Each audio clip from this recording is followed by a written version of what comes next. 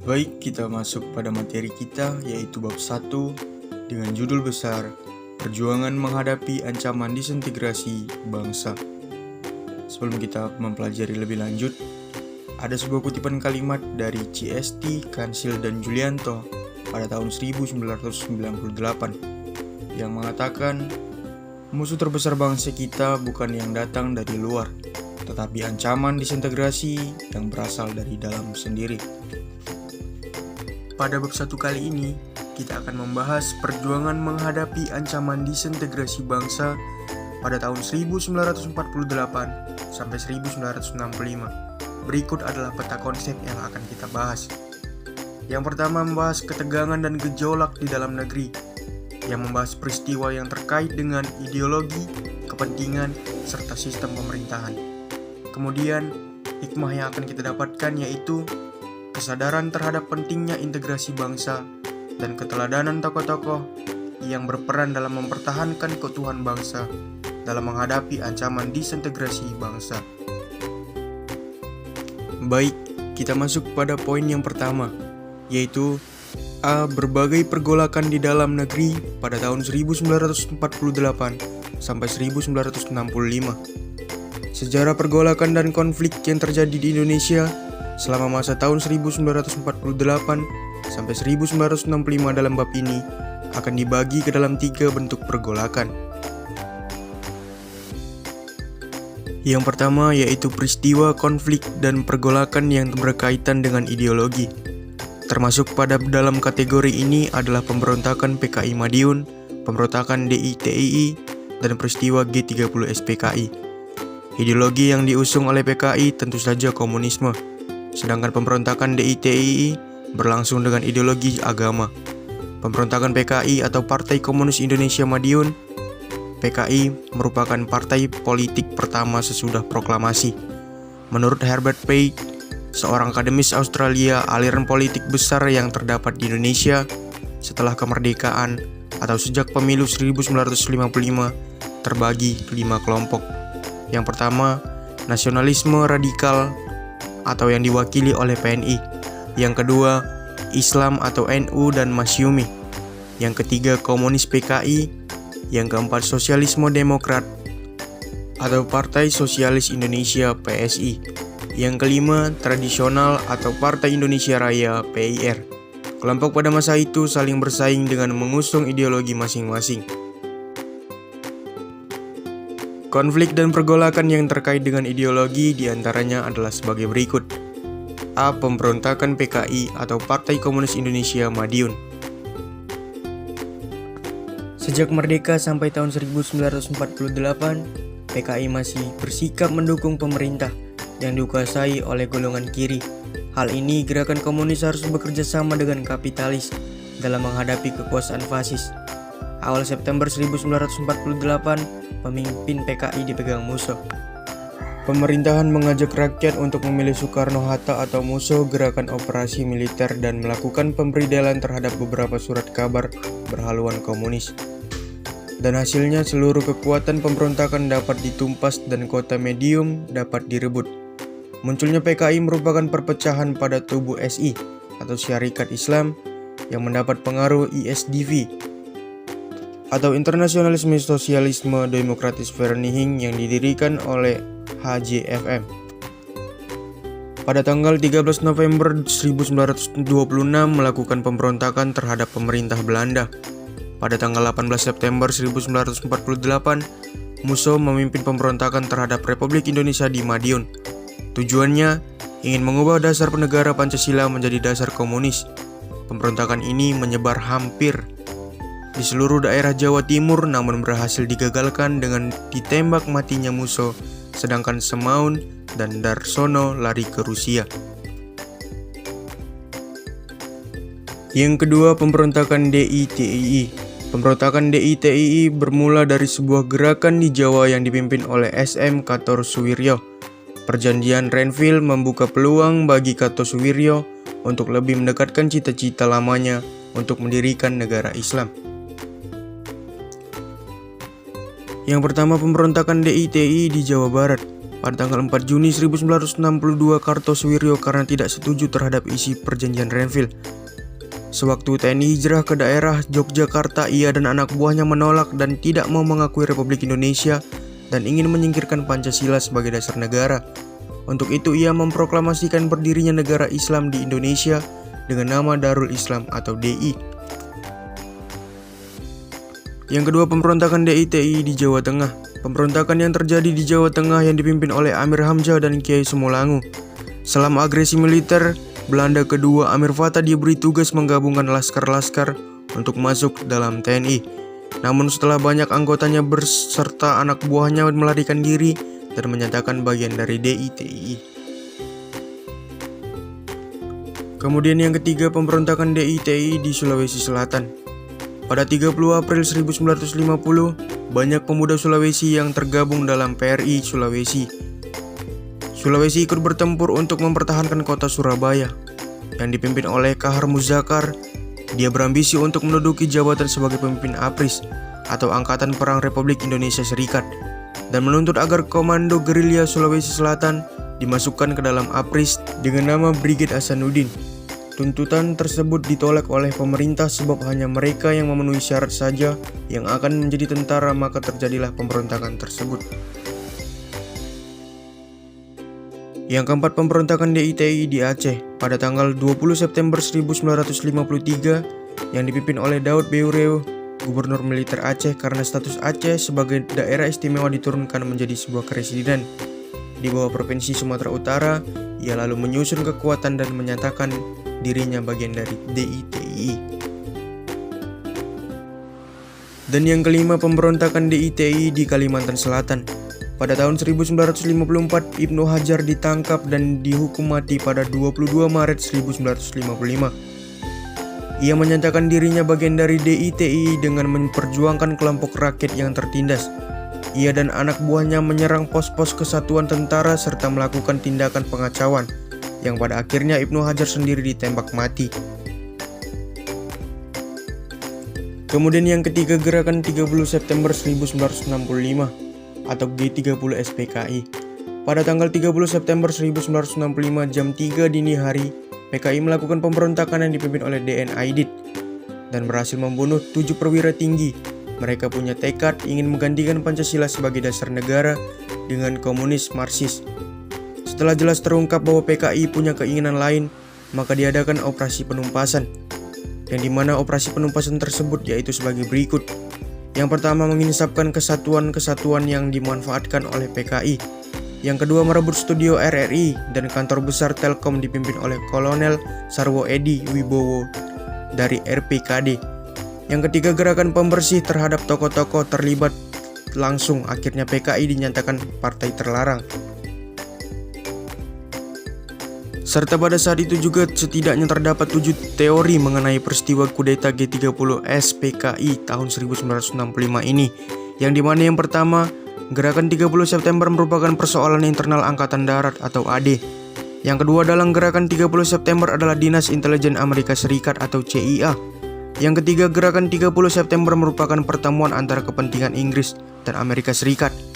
Yang keempat, Soekarno adalah dalam gerakan 30 September. Yang kelima, tidak ada pemeran tunggal dan skenario besar dalam peristiwa gerakan 30 September atau teori kaos. Yang keenam, Soeharto sebagai dalang gerakan 30 September. Yang ketujuh, dalang gerakan 30 September adalah PKI. Selanjutnya kita masuk ke dalam poin yang kedua, yaitu konflik dan pergolakan yang berkait dengan kepentingan. Termasuk dalam kategori ini adalah pemberontakan APRA, RMS, dan Andi Aziz. Vested interest merupakan kepentingan yang tertanam dengan kuat pada suatu kelompok, baik APRA, RMS, dan peristiwa Andi Aziz. Semuanya berhubungan dengan keberadaan pasukan KNIL atau Tentara Kerajaan Hindia Belanda yang tidak mau menerima kedatangan tentara Indonesia di wilayah-wilayah yang sebelumnya mereka kuasai. Konflik dan pergolakan yang pertama yaitu pemberontakan APRA, dibentuk oleh Kapten Raymond Westerling pada tahun 1949. Ini adalah misi bersenjata, anggotanya berasal dari Hindia Belanda atau KNIL yang tidak setuju dengan pembentukan Angkatan Perang Republik Indonesia Serikat atau APRIS di Jawa Barat yang saat itu masih berbentuk negara bagian Pasundan. APRA ingin agar keberadaan Pasundan dipertahankan, sekaligus menjadi mereka sebagai tentara negara federal Jawa Barat. APRA malah bergerak menyerbu kota Bandung secara mendadak dan melakukan tindakan teror, puluhan anggota APRIS gugur. Konflik dan pergolakan yang kedua yaitu peristiwa Andi Aziz.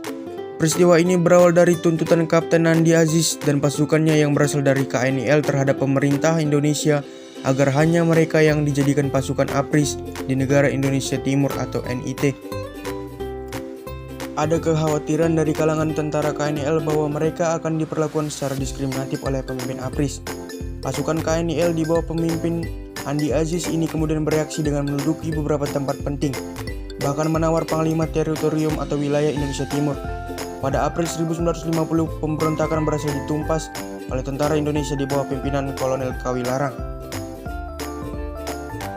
Dan yang ketiga, pemberontakan Republik Maluku Selatan atau RMS yang dipimpin oleh Dr. Christian Robert Stephenson Somokil, bekas Jaksa Agung NIT atau Negara Indonesia Timur. Ia menyatakan berdirinya Republik Maluku Selatan dan memproklamasikan ini dapat ditumpas setelah dibayar mahal dengan kematian Letkol Slamet Riyadi, Letkol S. Sudiarto, dan Mayor Abdullah.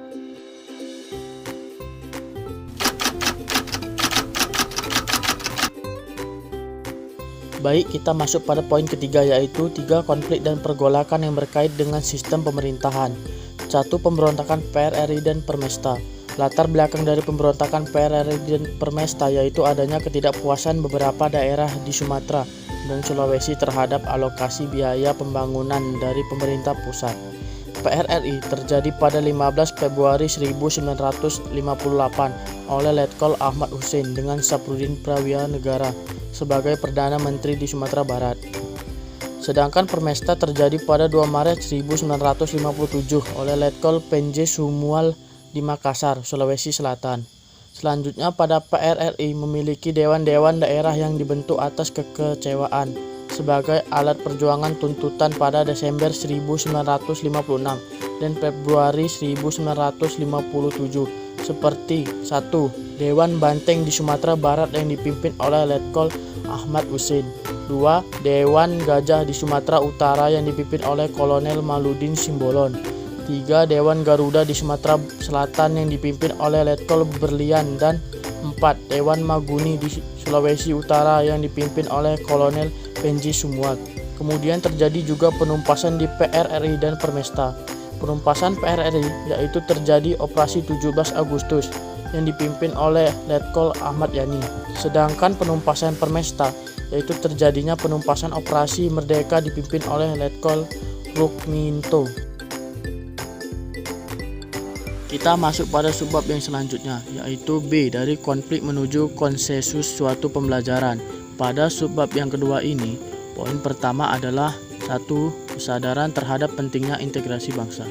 Kita sebagai manusia yang berbangsa dan bernegara sudah sepatutnya memiliki rasa sadar terhadap betapa pentingnya integrasi bangsa.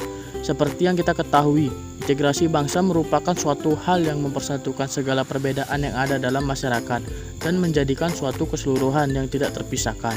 Oleh sebab itu, kita sebagai bangsa yang besar, mari kita menjaga kesadaran kita terhadap pentingnya menjaga integrasi suatu bangsa. Selanjutnya kita masuk pada poin yang kedua, yaitu 2. Teladan para tokoh persatuan. 1. Pahlawan nasional dari Papua, yang dimana tokohnya adalah Frans Kaisepo, Silas Papare, dan Mreten Inday. 1. Frans Kaisepo. Frans Kaisepo merupakan sosok tokoh yang mempopulerkan lagu Indonesia Raya di Papua saat menjelang Indonesia Merdeka dan berperan dalam pendirian Partai Indonesia Merdeka atau PMI pada 10 Mei 1946. Beliau juga ikut berperan dalam merancang pemberontakan rakyat Biak melawan pemerintahan kolonial Belanda pada tahun 1948. 2. Silas Papare.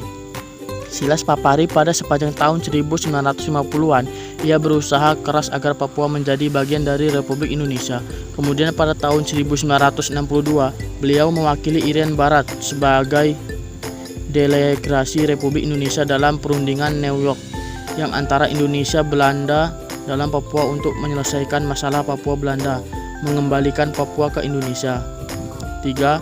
Mreten Inday. Pada tahun 1962, Martin Inde menyusun kekuatan gerilya sambil menunggu kedatangan tentara Indonesia yang akan diterjunkan ke Papua dalam rangka Operasi Trikora atau penggabungan wilayah Irian Barat. Kemudian beliau berangkat ke New York untuk memperjuangkan masuknya wilayah Papua ke Indonesia melalui PBB. Dua para raja yang berkorban untuk bangsa, yang dimana tokohnya adalah Sri Sultan Hamengkubuwono dan Sultan Syarif Qasim.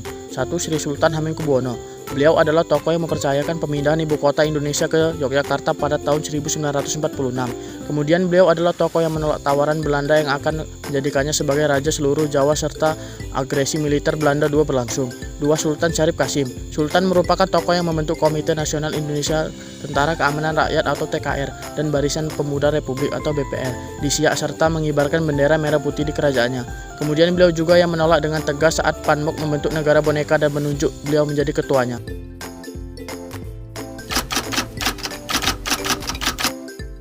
Baiklah, selanjutnya kita masuk pada poin yang ketiga di subbab yang kedua ini, yaitu 3. Mewujudkan integrasi melalui seni dan sastra.